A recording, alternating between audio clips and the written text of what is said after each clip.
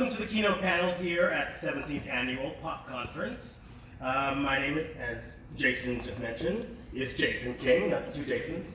And I'm the producer of tonight's keynote, which is Going Up Yonder, How Music Makers and Writers Confront Loss and Grief. First, let me just get some business out of the way, but important business. I want to thank some sponsors who helped make tonight possible.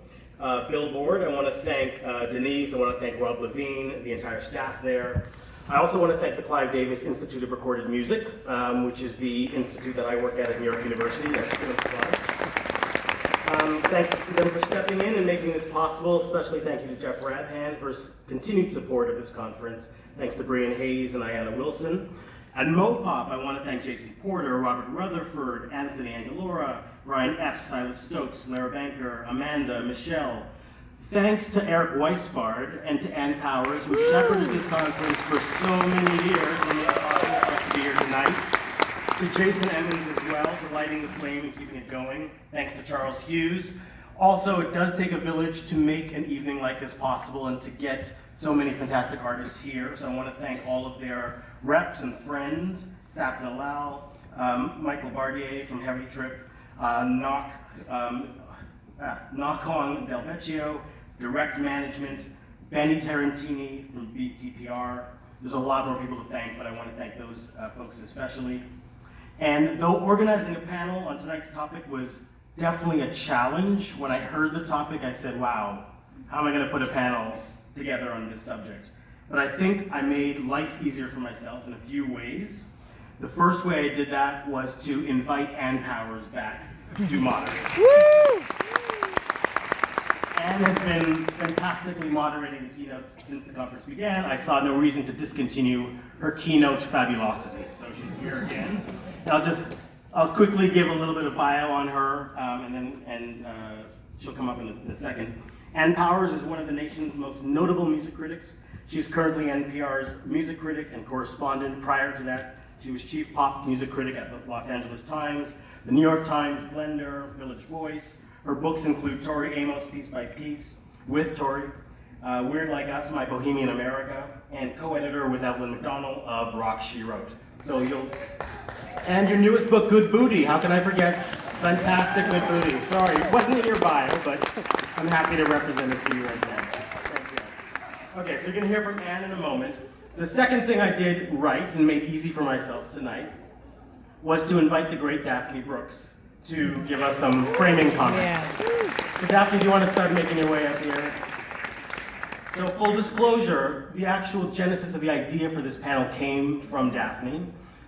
We were talking about ideas of things to do, and she suggested a panel on grief writing. Thought it was a great idea, and it kind of built from there. So I want to thank her publicly for being such an important part of the visionary idea behind all of this. Yes. So she had to be on the panel, and as I said, she's going to give some framing remarks now. So let me just give a little bio. Daphne Brooks is the William Keenan Jr. Professor of African American Studies, Theater Studies, American Studies, and Women and Gender and Sexuality Studies at Yale University.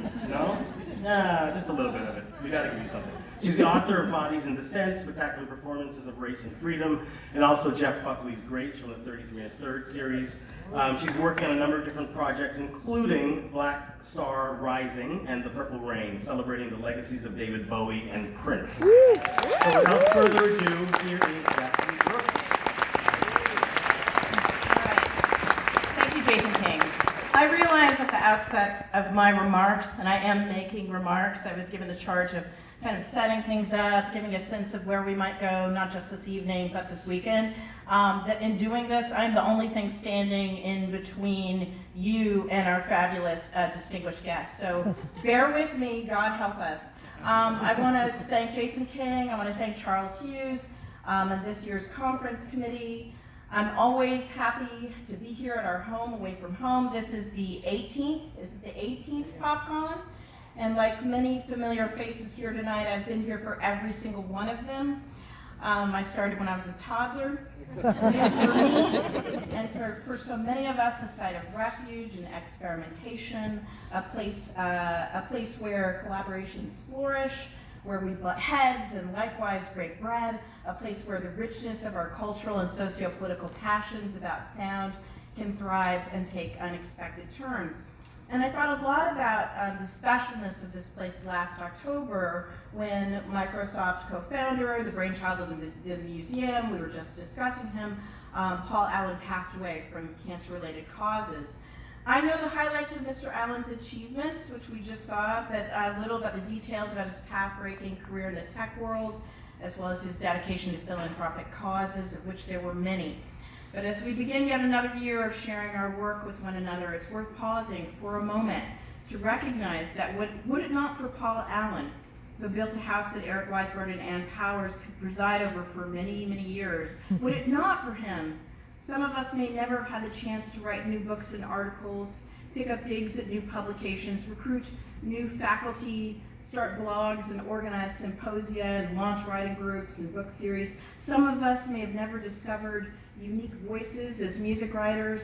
Some of us may have never had the opportunity to give birth to altogether different and wholly distinct voices in print and public. And so for all of these reasons, a moment of silence is still in order for the Hendrix-loving, guitar-playing, sci-fi super nerd Paul Allen.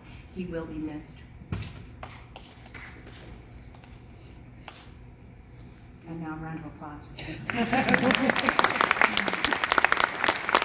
All right, folks. So, dearly beloved, we are gathered here this weekend to get through this thing called life and to think out loud beside one another about the ways in which catastrophic loss is managed by the ones left behind, specifically the music makers who've experienced both private as well as very public forms of grief and bereavement, the fellow musicians, of course, and the fans, the small and intimate, the proudly local, as well as the global communities who are radically affected by the departures of artists whose work was of great, lasting, and vital value to others.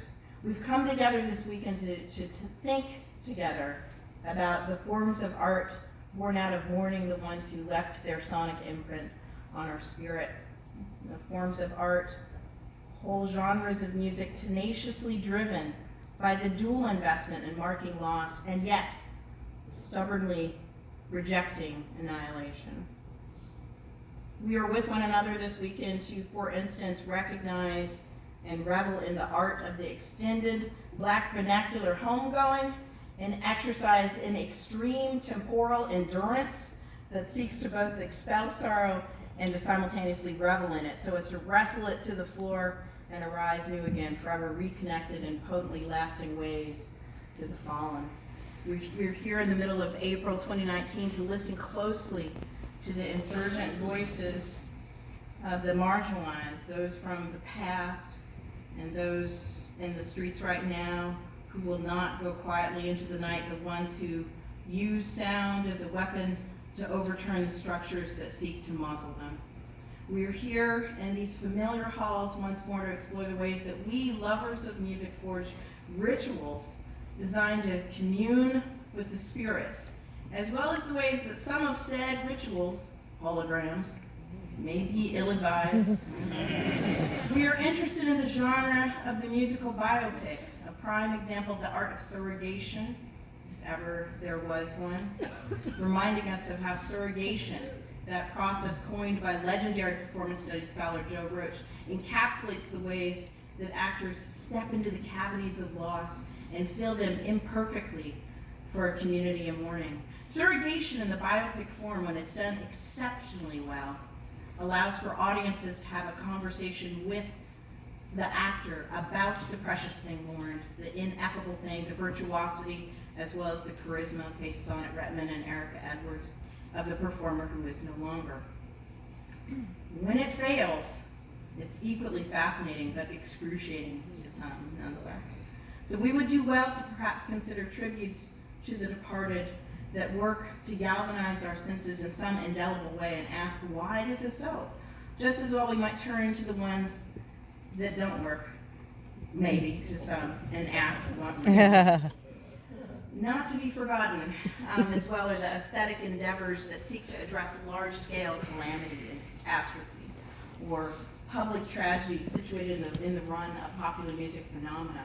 The polarizing 2018 Natalie Portman indie Vox Lux is, for instance, a flawed yet nonetheless provocative meditation on turn-of-the-century Max Martin era pop's contiguous rise alongside the proliferation of school shootings and the simultaneous emergence of new media technologies. Is there grief that undergirds those early Britney earworms, this film seems to ask? Are those buoyant b-boy leaps in the air a defiant anodyne to beat back the melancholic ubiquity of mass violence as media event? If so, it wouldn't be the first time that music has served as this sort of a salve in the modern era. So we are interested in sitting, no doubt uncomfortably, with our own palpable sadness that erupts out of the recognition that figures with whom we forged intimate ties through their art will no longer make work that opens up our consciousness, drives our pleasures, our angst, and our ire, provides us with catharsis, fires up and fuels our senses, makes us feel more alive. So inevitably this weekend we will no doubt have to address the ways in which our own mortality is entangled with the artists who've passed on out of this world. We will have to recognize the obvious, that our grief, that over which we weep, has everything to do with the heightened mindfulness of our own time that we've spent with the music that changed us, that comforted us, that affirmed our own being in some deep-bone way, the music that constituted the fabric of our lives. We know that particularly when the ones who were with us for long durays, for multiple epochs, through many dangers, as James Cleveland puts it in relation to Aretha's Amazing Grace performance. When these wondrous figures have passed on, we are confronted with a panoramic onslaught of memories constitutive of our own time on Earth, the dance steps you were learning with your teen big sister as the J5 held center stage on Soul Train. No rocket science here. But music grief has its own distinct register, and we might think about that tonight all weekend long. We might think about the strange particularities of this form of bereavement, the details of how we mourn our past or present, intimacies with records and artists whose meaning heightens and intensifies in moments of unspeakable disaster.